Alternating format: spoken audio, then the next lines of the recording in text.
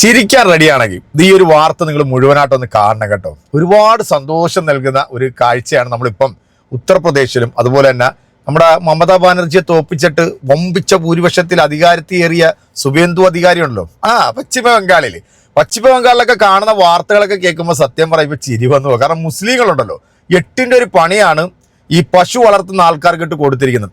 ബക്രീദ് വരുവാണല്ലോ, അപ്പൊ ഈ മാംസം കൊടുക്കുക എന്ന് പറഞ്ഞാൽ മുസ്ലിങ്ങൾക്ക് അതൊരു വലിയൊരു പുണ്യ കർമ്മമാണ്.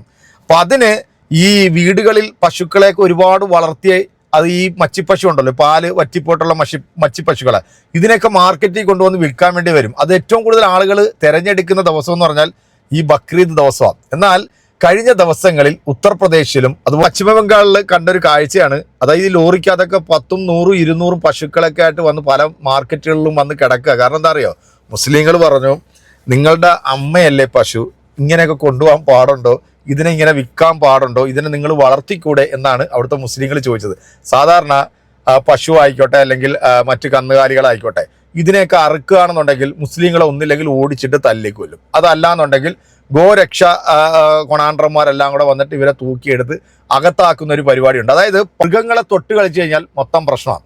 എന്താണെങ്കിലും അവിടുത്തെ മുസ്ലിങ്ങൾ ഒരു തീരുമാനം എടുത്തു, ഞങ്ങൾ ഈ ബക്രീദിന് പശുവിനെ അറുക്കുന്നില്ല അല്ലെങ്കിൽ കന്നുകാലികളെ അറുക്കുന്നില്ല, പകരം ഞങ്ങൾ ആടിനെ അറുക്കാൻ പോവുകയാണെന്ന് പറഞ്ഞു. അപ്പം പശു അമ്മയാകുമ്പോൾ കാളയും പോത്തും ഒക്കെ അച്ഛനാകണമല്ലോ. അങ്ങനെ ആണെന്നുണ്ടെങ്കിൽ ഇനി ഇനി മകളായിട്ട് വരുമോ എന്നൊന്നും അറിയത്തില്ല. എന്താണെങ്കിലും അവിടുത്തെ കർഷകർ പെട്ടിരിക്കുകയാണ്. സുവേന്ദു അധികാരി കൊടുത്തത് അണ്ണാക്കി തന്നെയാണ് അവിടുത്തെ ജനങ്ങൾക്ക്. 5-6 ലക്ഷം രൂപ ഒക്കെ ബാങ്കിൽ നിന്നൊക്കെ കടമെടുത്തിട്ട് ഈ ഒരു ദിവസത്തിന് വേണ്ടിയാണ് അവർ ഇത്രയധികം പശുക്കളെയൊക്കെ വളർത്തി മാർക്കറ്റിൽ കൊണ്ടുവന്നപ്പോൾ അതിനെക്കാട്ടി സുന്ദരമായിട്ടുള്ള കാഴ്ചകളാണ് കാണുന്നത്. കാരണം ഇവരോട് പറയുന്നത് ഇത് നിങ്ങളുടെ അമ്മയല്ലേ, ഇങ്ങനെ കൊണ്ടുവരാൻ പാടുണ്ടോ, നിങ്ങളിത് വിൽക്കാൻ പാടുണ്ടോ, അത് മോശമല്ലേ, നിങ്ങൾ ഇതിനെ കൊണ്ട് വളർത്തിക്കോ എന്നാണ് അവിടുത്തെ മുസ്ലിങ്ങൾ പറഞ്ഞത്. കാരണം ഈ മുസ്ലിങ്ങൾക്ക് 8ന്റെ പണി കൊടുക്കാൻ വേണ്ടി കാത്തിരുന്ന ഈ ഓളികളുണ്ടല്ലോ, ഈ മതം തലക്ക് പിടിച്ചിട്ട് അന്ധവിശ്വാസങ്ങളുടെ പുറകെ ഓടുന്ന വേട്ടാവളിയന്മാർക്കൊക്കെ നൈസ് പണിയാണ് കൊടുത്തത്. പിന്നെ പശുവിനെ അറുക്കണം എന്നുണ്ടെങ്കിൽ ജനന സർട്ടിഫിക്കറ്റ് കാണിക്കണം, പിന്നെ അതിന്റെ ജാതി തെളിയിക്കുന്ന സർട്ടിഫിക്കറ്റ് കാണിക്കണം. അങ്ങനെ കുറേ മണ്ടന്മാരെ ഈ ഇവിടുന്ന് തെരഞ്ഞെടുത്തല്ലോ. ഇവരെല്ലാം കൂടി അവിടുത്തെ ജനങ്ങൾക്ക് കൊടുത്ത പണി ആറ്റം പണിയാണ്. നമ്മുടെ സുനിത ദേവദാസ് വളരെ രസകരമായിട്ട് ഈ ഒരു വീഡിയോ ഒന്ന് അവതരിപ്പിച്ചിട്ടുണ്ട്. നിങ്ങൾ ആരും ഇത് കാണാതെ പോരുത്, ഒന്ന് കണ്ട് മനസ്സറിഞ്ഞൊന്ന് പൊട്ടിച്ചിരിച്ചോളൂ. ഓക്കെ, না তো গলায় দড়ি দিতে বলো আর না হলে বিষ আনতে বলো, বিষ তো ফ্রি পয়সায় পাওয়া যাচ্ছে. ബംഗാളിൽ നിന്നും വളരെ വിചിത്രമായ ഒരു വാർത്തയാണ് ദി ക്യുൻഡ് റിപ്പോർട്ട് ചെയ്യുന്നത്. പശു സംരക്ഷകരായി മാറിയ മുസ്ലിങ്ങൾ ഹിന്ദു കച്ചവടക്കാർ പശു കശാപ്പിനായി ബഹളം കൂട്ടുന്നു. ഈ വാർത്ത ആദ്യം കണ്ടപ്പോൾ ഞാൻ ശരിക്കും ഒന്നുകൂടെ നോക്കിയേ, വായിച്ചപ്പോ എനിക്ക് തെറ്റിപ്പോയതാണോ എന്നല്ല, ഇത് ശരിക്കും ഇങ്ങനെ തന്നെ. അതിനിടെ ഉത്തർപ്രദേശിൽ നിന്ന് അതിലും വിചിത്രമായ ഒരു വാർത്ത ഞാൻ കണ്ടു. പശുവിനെ ദേശീയ മൃഗമായി പ്രഖ്യാപിക്കണമെന്ന് ആവശ്യപ്പെട്ടുകൊണ്ട് മുസ്ലിം സംഘടനകൾ രംഗത്ത് വന്നിരിക്കുന്നു. അവര് പറയുന്നത് പശുവിന്റെ പേരിൽ നടക്കുന്ന കൊലകൾ, അക്രമങ്ങൾ ഇതൊക്കെ അവസാനിക്കാൻ, പശുവിന്റെ പേരിലുള്ള രാഷ്ട്രീയ മുതലെടുപ്പുകൾ തടയാൻ ഇതാണ് ഒരേ ഒരു വഴിയെന്ന്. मैं मुतालबा करता हूं, गाय से मजहब हिंदू का जुड़ा हुआ है, तुम उसको नेशनल जानवर बनाओ. ബംഗാളിൽ നിന്ന് വരുന്ന കഥകൾ ശരിക്കും കേൾക്കേണ്ട കഥകളാണ്. തെരഞ്ഞെടുപ്പ് കഴിഞ്ഞു, മമതാ ബാനർജി അധികാരത്തിൽ നിന്ന് പോയി, സുവേന്ദു അധികാരിയുടെ നേതൃത്വത്തിൽ BJP സർക്കാർ അധികാരത്തിൽ വന്നു. ഉടനെ കന്നുകാലി കശാപ്പ് നിരോധന നിയമം അങ്ങ് കർശനമാക്കി. നമുക്കൊക്കെ അറിയാം, എല്ലാ നാട്ടിലും കൂടുതലും പശുക്കളെ വളർത്തുന്നത് ഹിന്ദുക്കളാണ്, ഇറച്ചിവിട്ട് കശാപ്പൊക്കെ ചെയ്യുന്നത് മുസ്ലിങ്ങളുമാണ്. ഈ പുതിയ നിയമം അനുസരിച്ച് എങ്ങനെ കശാപ്പ് ചെയ്താലും ഈ കശാപ്പ് നടന്ന മുസ്ലിങ്ങൾ ജയിലിലാകുന്ന അവസ്ഥ. അത് പേടിച്ച് അവർ ഈ പണി തന്നെ അങ്ങ് നിർത്തി. അതോടെ വയസ്സായ പശുക്കളും കറവ പറ്റിയ പശുക്കളൊക്കെ നാട് നിറഞ്ഞു. ഹിന്ദു കച്ചവടക്കാർ കുടുങ്ങി. കശാപ്പുകാരായ മുസ്ലിങ്ങളെ മുഴുവൻ ജയിലിലാക്കാൻ വേണ്ടി കൊണ്ടുവന്ന നിയമമാണെങ്കിലും ചക്കിന് വെച്ചത് കൊക്കിന് കൊണ്ടു എന്ന് പറയുന്ന അവസ്ഥയിലാണ് ഇപ്പോൾ ബംഗാളിലെ കാര്യങ്ങൾ. കണ്ടോ, ഹിന്ദു കന്നുകാലി കച്ചവടക്കാരെ മുസ്ലിങ്ങൾ തിരിച്ചയക്കുന്നു. ഇപ്പോൾ പുറത്തു വരുന്ന വിവിധ വീഡിയോകളിൽ ഹിന്ദുക്കൾ BJPക്കെതിരെ സംസാരിക്കുന്നതാണ്. കാരണം ബക്രീദിന് ആടിനെ അറുത്താൽ മതി എന്നൊക്കെയാണ് BJPയുടെ പ്രചാരണം. അത് ഓക്കെ എന്ന് പറയുന്നു മുസ്ലിങ്ങൾ. আমার 5 লাখ টাকা লোন নেওয়া সব মহিলারা এসে আমার বাড়িতে এসে বলছে লোন শোধ করো, আমি কি করে করব, চলো আমার বাড়িতে কি অবস্থা. ഈദ് ആവശ്യങ്ങൾക്കായി ധാരാളം മൃഗങ്ങളെ ഹിന്ദുക്കൾ വളർത്തിയിരുന്നു. അതിനെയൊന്നും ഇപ്പൊ വിൽക്കാൻ പറ്റുന്നില്ല. അതിനോട് മുസ്ലിങ്ങൾ പ്രതികരിക്കുന്ന രീതി വൻ രസകരമാണ്. তোমাদের মাথা যে গেলে তোমরা ঘরে নিয়ে পুজো করো, বেকার এই মাঠে আনো নেই, মাঠে আনলি আরো আমাদের যে মোল্লা ভাই কিনবে അവർ ചോദിക്കുന്നത് നിങ്ങൾ എന്തിനാ നിങ്ങൾ അമ്മേനെ ഇവിടെ വിൽക്കാൻ കൊണ്ടുവരുന്നു, ഉത്തര തിടുക്കം കൊണ്ടുപോയി വളർത്ത്, നന്നായി വളർത്ത് എന്നാ പറയുന്ന വീഡിയോകൾ നോക്കൂ. আমাদের আর ঘুম নেই, রাত্রে ঘুম নেই, চিন্তায় মাথা খারাপ হয়ে যাচ্ছে। আমরা কি করব? কিছুই করার উপায় নেই। BJP സർക്കാർ അധികാരത്തിൽ വന്നാൽ 1950 കന്നുകാലി കശാപ്പ് നിയമം കർശനമായി നടപ്പാക്കുമെന്ന് BJP വാഗ്ദാനം ചെയ്തിരുന്നു. അതിലെ നിബന്ധനകൾ വിചിത്രമാണ്. 1, 14 വയസ്സ് പൂർത്തിയാവുകയോ തീരെ വയ്യാതാവുകയോ ചെയ്ത മൃഗങ്ങളെ മാത്രമേ അറക്കാൻ പാടുള്ളൂ. അല്ല ചെങ്ങായിമാരെ, ആരാണ് ഈ കൃത്യമായിട്ട് ഇതോ കണക്കാക്കുക?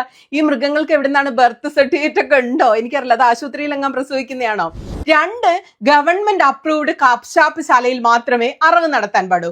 3, പരസ്യമായി പൊതുവിടങ്ങൾ, ചന്ത, വീട് അവിടെയൊന്നും അറവ് നടത്താനേ പറ്റില്ല. 4, കശാപ്പ് ചെയ്യുന്നതിന് മുമ്പായി തദ്ദേശ സ്വയംഭരണ സ്ഥാപനത്തിലെ മൃഗസംരക്ഷണ വകുപ്പ് ഡോക്ടറുടെ ഒരു സർട്ടിഫിക്കറ്റ് വാങ്ങണം ഈ അറക്കാൻ കൊണ്ടുപോകുന്നവര്. 5, എന്തെങ്കിലും ഒരു പിഴവ് പറ്റി ഇതിലൊക്കെ 6 മാസം തടവ്, 1000 രൂപ പിഴ.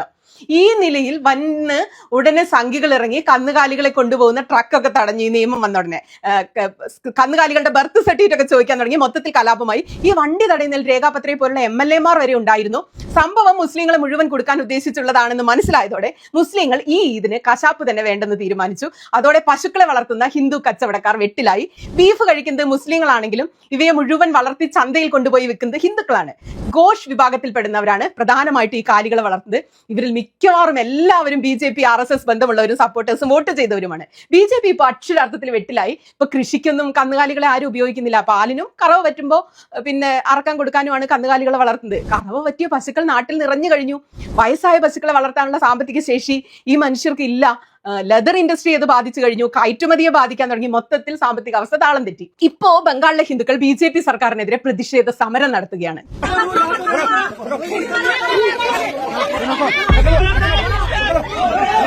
ഇതൊക്കെ കണ്ടിട്ട് എനിക്ക് ഭ്രാന്തായതാണോ അത് സംഘികൾക്ക് മുഴുവൻ വട്ടായതാണോ എന്ന് എനിക്ക് ഇപ്പോഴും മനസ്സിലായിട്ടില്ല. ഗോസംരക്ഷക സമിതിയായിട്ടുള്ള സംഘികൾക്ക് ഇതിലും നല്ലൊരു പണി ഇനി മുസ്ലിങ്ങൾ കൊടുക്കാനില്ല എന്നുള്ളതാണ്. കാരണം പെരുന്നാളിന് അവർ പശുവിനെ അറുക്കുന്നില്ല, അവരിനി ആടിനെ അറുക്കുന്നുള്ളൂ എന്നുള്ളൊരു തീരുമാനം എടുത്തു. പോരാത്തതിന് പശു നമ്മുടെ ദേശീയ മൃഗമായിട്ട് അംഗീകരിക്കണമെന്നാണ് പല മുസ്ലിം സംഘടനയുടെ വക്താക്കളും വന്നിട്ട് ഇപ്പൊ പറഞ്ഞുകൊണ്ടിരിക്കുന്നത്. ഇതൊക്കെ ശരിക്കും പറഞ്ഞാൽ ഈ മുസ്ലിങ്ങളെ ദ്രോഹിക്കാൻ വേണ്ടി കാത്തിരുന്ന, അല്ലെങ്കിൽ പശുവിന്റെ പേരിൽ തല്ലിക്കൊല്ലാൻ കാത്തിരുന്ന വേട്ടാവളിയന്മാർക്ക് ഇതിലും നല്ല ഒരു കുത്ത് ഇനി കുത്താനില്ല. വളരെ നൈസായിട്ടാണ് അവർ കൈകാര്യം ചെയ്തത്. പശുവിനെ വിൽക്കാൻ വേണ്ടി കൊണ്ടുവന്നിട്ടുള്ള ഹൈന്ദവ സഹോദരങ്ങളോട് അവർ പറഞ്ഞു കേട്ടില്ലേ, നിങ്ങളുടെ അമ്മയല്ലേ, നിങ്ങൾ ഇതിനിങ്ങനെ കൊണ്ടു നടക്കാൻ പാടുണ്ടോ, നിങ്ങൾ ഇതിനെ കൊണ്ടുപോയി പരിപാലിച്ചൂടെ ചോദിക്കുമ്പോൾ ഇതിലും നല്ല മറുപടി പിന്നെ ഇനി എങ്ങനെയാണ് ഇവർക്ക് കൊടുക്കാൻ സാധിക്കുന്നത്? സത്യത്തിൽ ഈ പശുവിൻ്റെ പേരിലും കാളയുടെ പേരിലും ഒക്കെ ഒരുപാട് പാവങ്ങളെ തല്ലിക്കൊന്നിട്ടുള്ള ഈ നാറികൾക്ക് ഇത് തന്നെയാണ് നൈസ് പരിപാടി. പിന്നെ കേരളത്തിൽ പിന്നെ ഇവന്മാരിങ്ങനെ ഹാലളായി വരുത്തില്ല. കാരണം ഏറ്റവും കൂടുതൽ ബീഫ് കഴിക്കുന്നത് ഈ വേട്ടാവളിയന്മാരാണ്. ഇത് കഴിച്ചിട്ട് ഇവന്റെ നേതാക്കന്മാർ വന്നതുകൊണ്ട് ഗീർവാണം മുഴക്കുമ്പോൾ നേതാക്കന്മാരുണ്ട്, അവർക്ക് അവർ തന്നെ നൈസായിട്ട് പണി കൊടുക്കുന്നുണ്ട്. എന്താണേലും വളരെ വളരെ സന്തോഷമുള്ള ഒരു വാർത്തയാണ് UP-യിൽ നിന്നും പശ്ചിമ ബംഗാളിൽ നിന്നും വന്നിരിക്കുന്നത്. അതുകൊണ്ട് ഇനി ജനന സർട്ടിഫിക്കറ്റും ജാതി തെളിയിക്കുന്ന സർട്ടിഫിക്കറ്റൊക്കെ വേണം. പിന്നെ പ്രായം ഇത്രയാകുന്ന പശുക്കളെ മാത്രമേ അറക്കാൻ പാടുള്ളൂ എന്നൊക്കെയാണ് പറയുന്നത്. ലോകത്ത് ഇതുപോലത്തെ മണ്ടന്മാരും വിവരം കെട്ട വിവരദോഷികളും ഇനി നമ്മുടെ രാജ്യം ഭരിക്കാനില്ല എന്നുള്ളതാണ്. എന്താണെങ്കിലും എൻ്റെ പ്രിയപ്പെട്ട പ്രേക്ഷകരെ, നമ്മുടെ സുനിതയും നൈസായിട്ടൊരു മറുപടി കൊടുത്തിട്ടുണ്ട്. ഈ വീഡിയോ നിങ്ങൾക്ക് ഇഷ്ടപ്പെട്ടിട്ടുണ്ടെങ്കിൽ നിങ്ങളുടെ കമൻറ്റുകൾ അറിയിക്കുക. അടുത്തൊരു വീഡിയോ കാണാം. ബൈ.